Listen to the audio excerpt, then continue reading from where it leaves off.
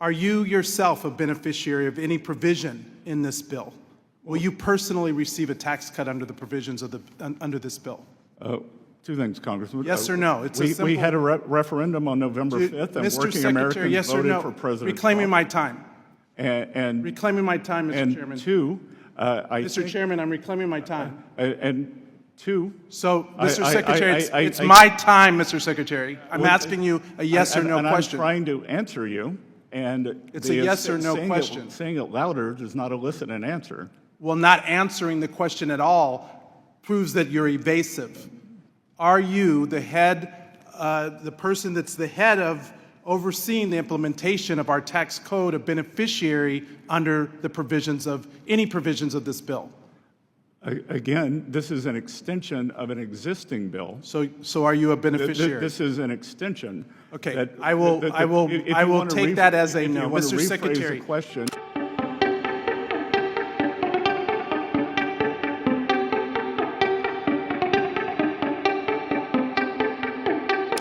Mr. Horsford. Thank you, Chairman Smith, and to the ranking member. Mr. Secretary, good afternoon. Does taking health care away from 16 million Americans lower prices for working families, yes or no? I'm not sure what that question means. The bill, the big, beautiful bill that was passed by this committee and the majority of the Republicans in the House would eliminate health care for 16 million Americans. I'm asking, does that lower the cost for working families, yes or no? Again, which cost? Oil, fuel cost, food cost? Household cost. Sorry? The cost that households have to cover every month. Middle class working people. Again, I disagree with the characterization. So the answer is no. The bill doesn't deal with that. Well, can you name answer. one rural community whose hospital will be strengthened by this one big, beautiful bill? Just one, yes or no? Again, I'm not HHS, but I will be happy to get to you on that. I would appreciate that answer. 16 million people stand to lose health care. That's thousands of hospitals that will be affected. We're talking about jobs and families that will be impacted. Worse, we're dealing with these tariffs, which are taxes that Americans pay, which are raising the cost on medical equipment, putting further strain on rural hospitals in my district, but yet the billionaires under this plan will still get their tax break. Mr. Secretary, under the bill, who gets the most benefits? A billionaire with a complex tax return or a working parent with one W-2? Under President Trump's first term, a greater... Not the first term. Well, I'm asking under this bill. Including this bill, in terms of percent, as opposed to absolute numbers, in terms of percent, working families will have a greater... Well, in fact, increase. Mr. Secretary, every credible outside estimator says that the wealthiest win under this proposal and working people and the poor lose. They pay more. Working people pay more. That's the story of this big, beautiful bill. Help the ultra-rich and leave everyone else paying the price. Are you yourself a beneficiary of any provision in this bill? Will you personally receive a tax cut under the provisions of under this bill? Two things, Congressman. Yes or no? It's a simple. We had a referendum on November 5th, and Mr. working Secretary, Americans yes or voted no? for President Reclaiming Trump. my time. And reclaiming my time, Mr. Chairman. Two, Mr. Chairman, I'm reclaiming my time. And two. So, Mr. Secretary, it's my time, Mr. Secretary. I'm asking you a yes or no question. I'm trying to answer you, and it's a yes or no question. Saying it louder does not elicit an answer. Well, not answering the question at all proves that you're evasive. Are you the head, the person that's the head of overseeing the implementation of our tax code, a beneficiary under the provisions of any provisions of this bill? Again, this is an extension of an existing bill. So are you a beneficiary? This is an extension.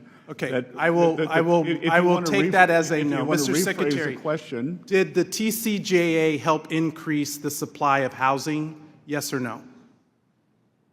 Sorry? Did the TCJA help increase the supply of housing? Yes or no?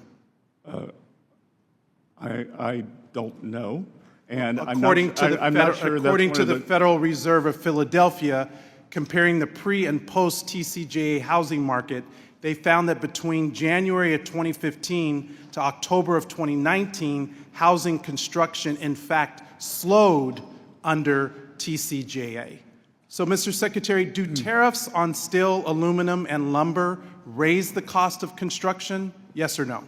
Again, on the housing point, the interest rates went up because the economy was stronger. And under this proposal, inflation was nascent.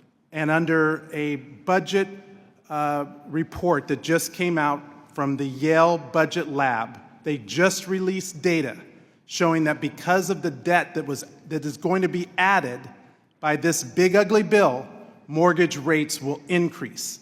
Are you aware of that? I'm aware that this bill is a disaster for the people of Nevada who are struggling with the cost of rent and the ability to afford housing.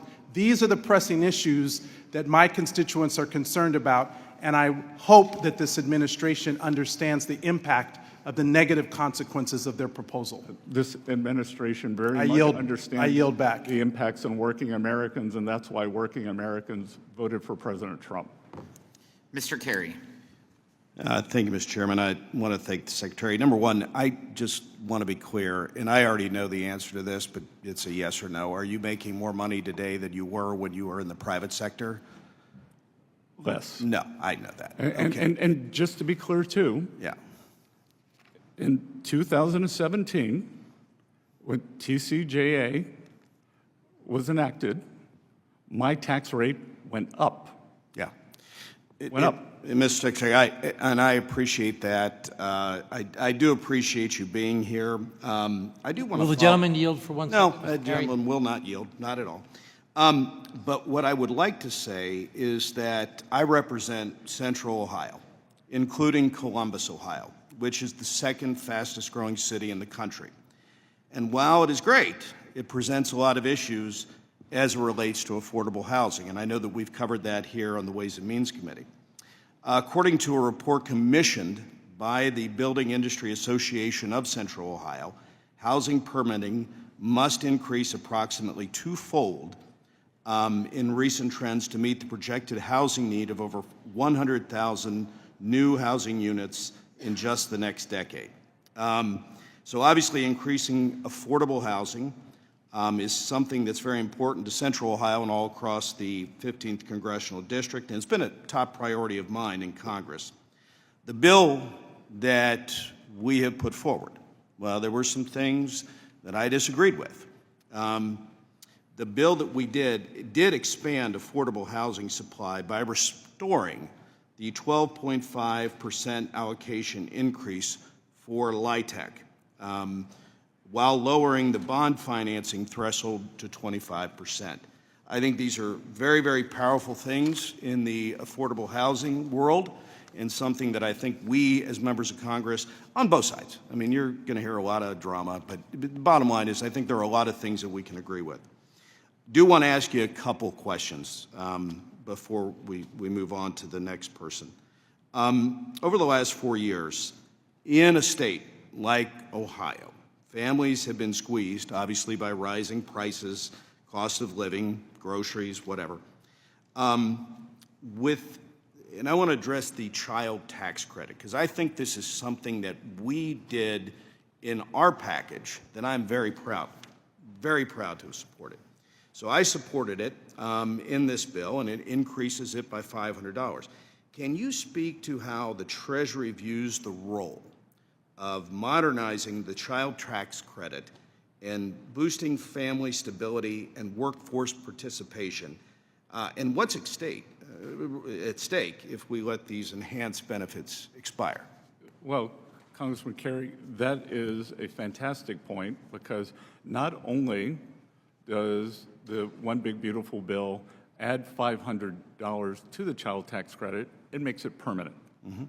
So if the bill does not pass, then there will be substantial diminution when we talk about uncertainty for working families in terms of which parent should go to work, which shouldn't.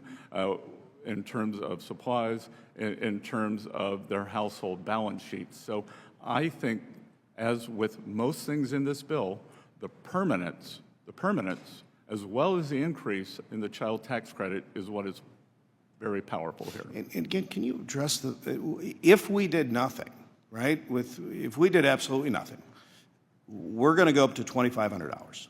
But if we did nothing, what does the child tax credit go back to? I don't know the exact number. It's $1,000, right? Yeah, so it's $1,000. Right. So I mean, it's halved. We're giving more money, but if we do nothing, it would go back to $1,000. I think I'm correct with that. Yep, and the $2,500 is permanent. Yeah. There is surety there for families planning their budgets, planning the labor allocation, how they will work, when they will work. Mr. Secretary, I do appreciate your time, and I want to let you know, I mean, as somebody that's on this committee, there are a lot of things that my colleagues on the other side and I agree with, and I just want you to know that I know that we will work continually hard to work with the administration to make sure that those things get through because it's for the betterment of the American people. So, Mr. Secretary, thank you for your time, and I appreciate your service, sir. Good. Thank you.